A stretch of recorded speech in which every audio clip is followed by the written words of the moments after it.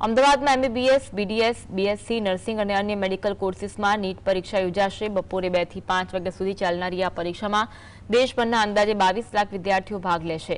એમબીબીએસની 780 કોલેજોની 1,18,000 બેઠકો, બીડીએસની 323 કોલેજોને 27,618 સીટ, અન્ય અભ્યાસક્રમોની કુલ 2.5 લાખ બેઠકો માટે ઉમેદવારો પરીક્ષા આપશે।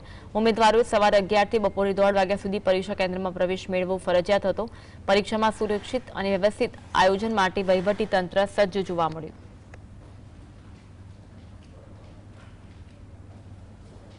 में जो सारा मार्क्स आई जाए तो बहुत सारू रहશે। અત્યારે આ વખતે પેપર સારું આવે તો પણ સારું રહેશે।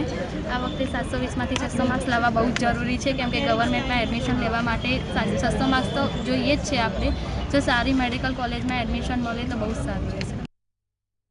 એક્ઝામને લઈને વાંચન તો ખૂબ જ આમ હાર્ડ વર્ક કર્યું છે, એના માટે અમને ન્યાય મળવો જોઈએ। ગયા વખત જેવો સ્કેમ ના થવો જોઈએ।